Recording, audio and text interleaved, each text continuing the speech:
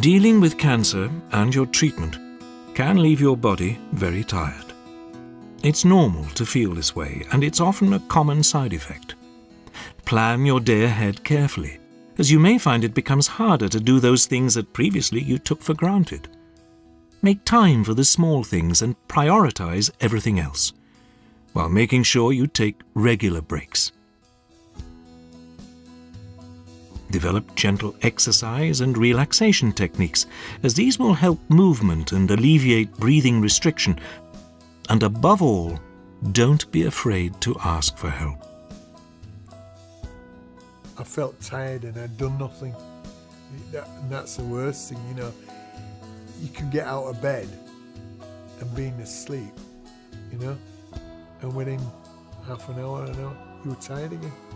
And you just wanted to curl up in a ball and hibernate.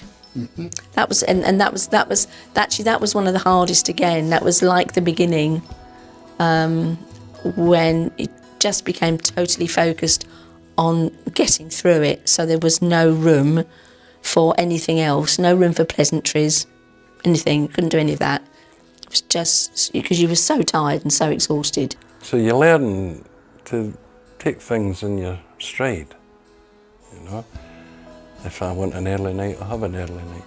If I want to have a slightly later night, I'll know. I use meditation. I have done for quite a long time. I just close my eyes and I do repeat a mantra. It's got 4 syllables. And it's breathing in from now, ram, and then so it's 4, 2 in, 2 out. And close my eyes, and it can be anything from a few minutes to perhaps 20 minutes. I have this sort of private exercise that I do. I'll have my bath and it'll be quite deep. I'll lie there and I'll do really deep breaths and my body just floats up. Then I exhale and down I come. Dog walking is very useful exercise-wise because, while dogs are loving and warm animals, they don't understand that you're ill. They will want to go for a walk every morning, so it's a discipline thing. Even if you don't feel like taking exercise that day, you have a responsibility to that animal and you will take him out and you will get your exercise. Gardening is a good exercise because, again, you're outside in the fresh air, you're bending, you're stretching, you're enjoying. You can either put little seeds in pots and then transplant them on, but there's a progression. And with a bit of luck, if you don't overwater them, you know, you're going to have flowers or you're going to have shrubs.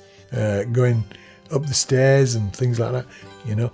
I know it's hard for a lot of people at first and that, but you can manage how you control it yourself. You know, if you only have to go up 1 stairs or 2 stairs at a time, you know, that's fine. You can sit down on the stairs if you're out of breath, you know, rather than be stood up and doing exercise and then keeling over, you know, on one thing and another. The physio came to see me and they suggested, I think they suggested breathing.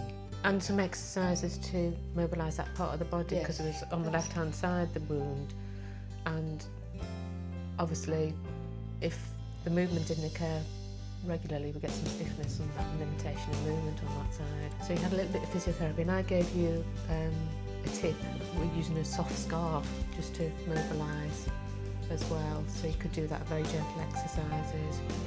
It was just arranging to keep everything going by passing the scarf around, and obviously as the range increased, you could actually move your hand along the scarf a little bit further, but you'd have to be guided by the physio who was treating you. But that's a very nice, gentle mobiliser.